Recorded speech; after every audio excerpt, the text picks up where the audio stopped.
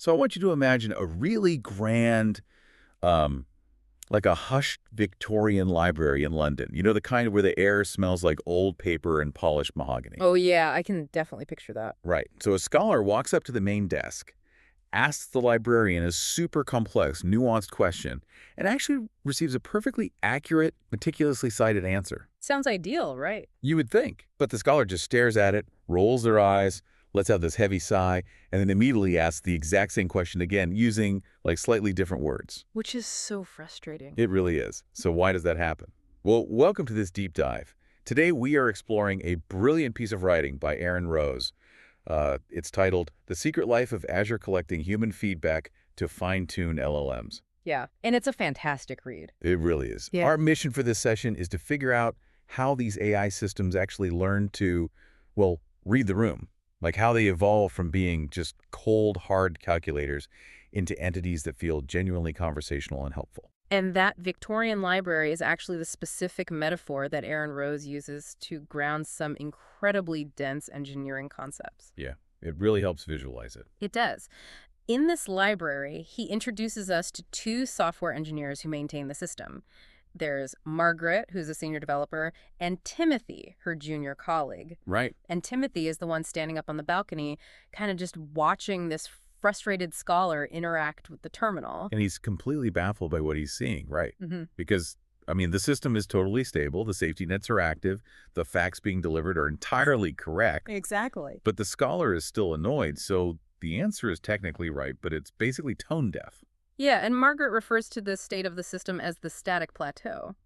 Or sometimes she calls it frozen logic. Frozen logic. Okay, so the system's internal parameters are just locked in place. Fundamentally, yes. A system stuck on the static plateau is, it's like a brilliantly educated librarian who has memorized the Dewey Decimal System, right? Right. They know where every single book is located on the shelves, but they entirely lack any empathy for the context of what the scholar actually needs. Oh, wow.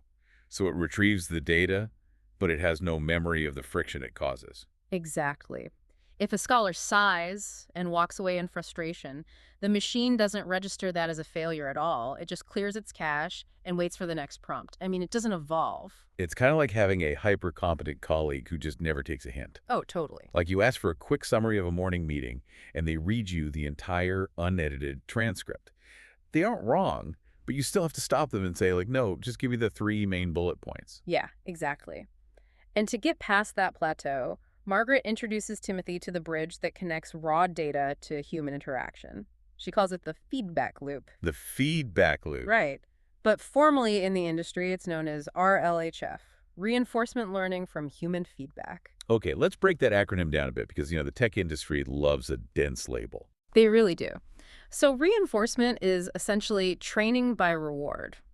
Think of it like training a dog. You give it a treat when it successfully sits. Makes sense. And learning means the model is actually adjusting its internal behavior based on how many of those treats it gets. Okay, and the human feedback part. That's how we decide when to hand out the treat.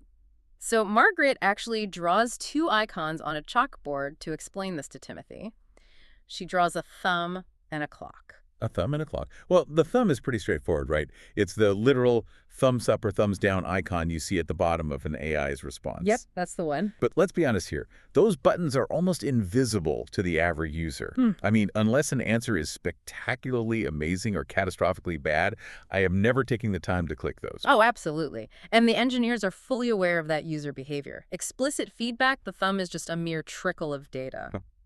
Wait, really? Yeah, the absolute flood of insight actually becomes on the clock. The clock represents implicit feedback. Okay, implicit feedback. What does that actually look like? These are the behavioral cues you leave behind simply by using the system. So it measures things like dwell time. Ah, so it's measuring latency. Yeah.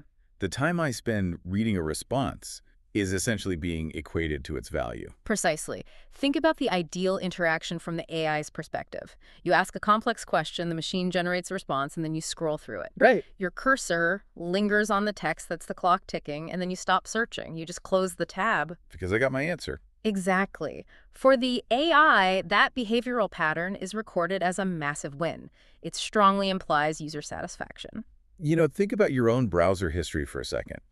How many times have you typed something like, how to fix a leaky pipe, gotten some hyper-technical, incomprehensible engineering manual back, and immediately retyped how to fix a leaky pipe for dummies. Yes, that specific behavioral sequence is exactly what Margaret calls the silent no. Silent no. Mm. I really want to pause on this because the mechanics of it are just fascinating to me. It's so cool. A user's physical sigh of frustration, that quick, annoyed backspace, and retyping of a prompt the machine is actually capturing the latency between its generated answer and your next keystroke. Yeah, it is literally translating your impatience into training data. Because that rapid rephrasing is like the clearest possible signal that the AI completely missed the mark. Exactly. It provided the facts, but it failed to provide the tone, the structure, or the helpfulness you were expecting. You had to work harder to extract what you needed. So the system captures that silent no as a critical failure. It does. But wait, if the system is logging my frustration,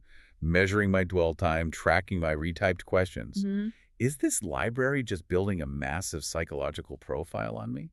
I mean, the privacy implications seem huge. It's a very valid concern, and the text actually emphasizes a specific mechanism to prevent exactly that. It's called feedback anonymization. Okay, how does that work? All of this data, the implicit dwell times, the explicit thumbs down, the silent no's, it's all stripped of the user's identity instantaneously at the edge. At the edge, meaning before it even gets saved. Right, before it ever reaches the core training servers. Oh, wow. So it separates the what from the who. It knows a specific interaction was unhelpful, but it doesn't tie that frustration back to my personal account. Exactly. The library learns what the crowd prefers, but it never learns who preferred it.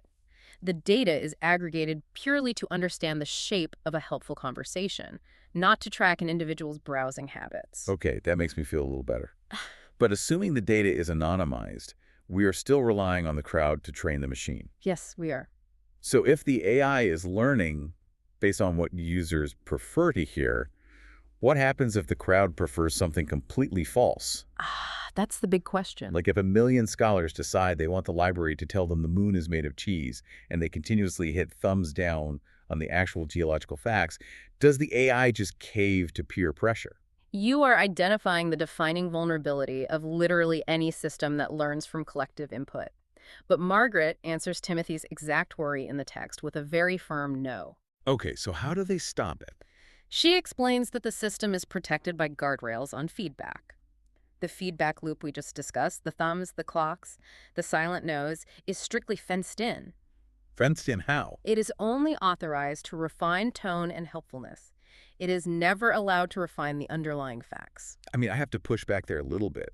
Tone and truth aren't always neatly separated in a database, right? They kind of bleed into each other. That's a fair point. How so? Well, let's say I ask the AI to explain a complex scientific theory.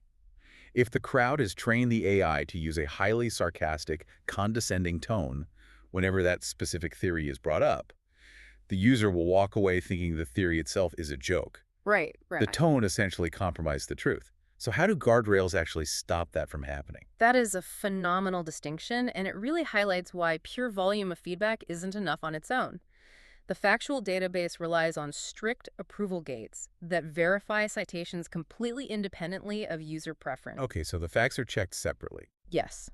But to prevent the exact scenario you just described, where a specific group hijacks the tone to undermine the truth, the engineers employ a mechanism called rate limiting. Rate limiting, because if it was just a pure popular vote, you could have one really obsessive person at a terminal hitting thumbs down 10,000 times, right? Exactly. They could easily overwhelm 100 normal scholars who are just quietly getting their work done. Yeah. Without rate limiting, that one loud user would generate far more data points and completely skew the personality of the AI. It sounds a lot like an electoral system rather than a direct democracy. No matter how many times that one passionate person pulls the lever, their ballot only counts once. That's a great way to put it. The system caps the amount of influence any single terminal can have on the overall training data. Which makes sense. Yeah, it ensures that the feedback loop is capturing a genuine broad cross-section of the user base, rather than just catering to a vocal, obsessive minority. The philosophy distilled here is that the system must listen to the crowd, not the loudest shouter. So we've established the sources of our data, the explicit and implicit feedback, and we understand the guardrails and rate limits protecting the integrity of the information. Right. But you still haven't explained the actual mechanism of change. What do you mean? Well, you can't just tell a computer program to be more polite or be more helpful. Yeah. It only understands math.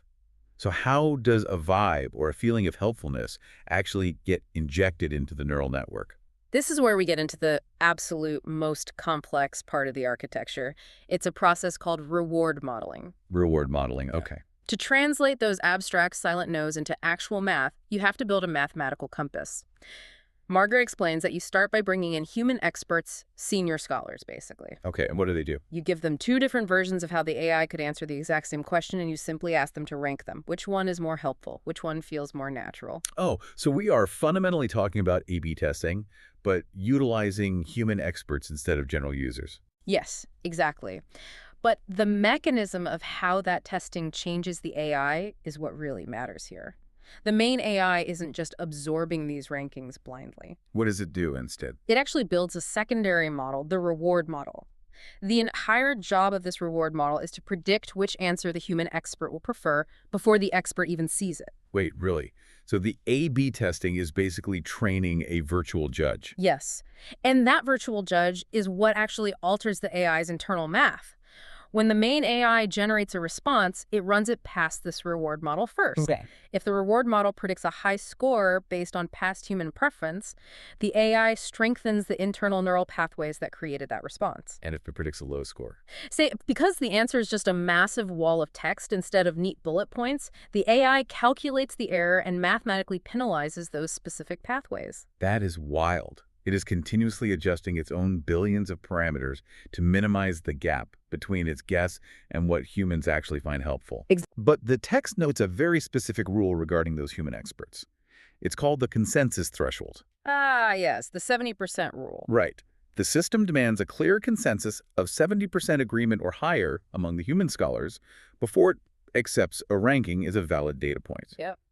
So if one expert likes version A and another likes version B, the AI doesn't just split the difference, it throws the data out entirely. Because if human experts cannot agree on which answer is objectively better, the signal is just too noisy. It's low-signal data. And you don't want the machine learning from human indecision. Exactly. You only want to alter the neural weights based on clear, undeniable improvements in helpfulness. Which means this whole process is never truly finished. It's not like a one-time software patch where the developers fix a bug and just walk away. Not at all. It is a cycle of continuous improvement. The text outlines that every single month, the engineers aggregate the top-ranked interactions, the ones that cleared that 70% consensus threshold. And they use them to fine-tune a brand new version of the system's core model, known as the lead planner. The approval gates stop the lies, but this constant monthly feedback loop teaches the system what is fundamentally better. And we finally get to see the payoff of all this underlying math in the text. Yeah. There's this great narrative moment where Timothy is standing on the balcony a month later, just watching the library floor. I love this part. A scholar walks up and asks a dense, super nuanced question about pre-industrial economics and trade routes. It is the ultimate test of the fine-tuned model. Exactly. The new response comes back, and it is beautifully structured. Yeah. It acknowledges the scholar's specific constraints regarding the trade routes. And what does the scholar do? They don't roll their eyes. No, they don't retype their prompt. They simply nod, save the response to their drive, and just walk away satisfied. The latency was eliminated, the friction was gone, the machine actually learned. And Timothy watches this and realizes that the silent no from last month directly transformed into the satisfied nod today. The system actually listened to how the user wanted to be spoken to. Which leads Margaret to articulate the central thesis of the entire article. She points out that the smartest system in the room is not the one with the most data. Right. The smartest system is the one that intrinsically knows it still has something to learn from the people it serves. That is such a profound way to look at engineering. So what does this all mean for you listening to this deep dive right now? Why should you care about reward models and consensus thresholds? It's a great question. Because whether you are using an AI to prep for a major corporate presentation or you're just asking it to explain how to change a tire, it's vital to understand that the tone, the structure, and the helpfulness you're experiencing are not just random outputs of code. Not at all. They are a direct reflection of human consensus. It is essentially a mirror reflecting what thousands of humans have collectively deemed to be the most effective way to communicate. It bridges that massive gap between simply having access to a database of raw information and actually being able to digest that information efficiently. It fundamentally changes how you view the tool. You aren't just querying a calculator, you're interacting with the aggregated preferences of everyone who came before you. Yeah, and if we pull back and look at the broader implications of Aaron Rose's article, it leaves us with something quite provocative to consider. Oh, definitely. The next time you are sitting at your computer and you feel that flash of frustration with an AI's response, the next time you immediately backspace and retype your question, I want you to remember the silent no. Your frustration is actively being converted into architecture. Yes. Your quick rephrasing, your subtle impatience, that is exactly the implicit mathematical data point the machine requires to become slightly more human tomorrow. It's wild. It really is. And it makes you wonder, in the grand scheme of our digital evolution, are our silent, subtle behaviors, our quick clicks, our sighs, our pauses, actually shaping the future of technology far more significantly than our loudest, most explicit opinions? The things we don't even realize we are doing are actively building the minds of tomorrow. That is a wild thought to leave on. Keep questioning in the systems you interact with every day. Remember the power of your own behavioral cues, and we will catch you on the next deep dive.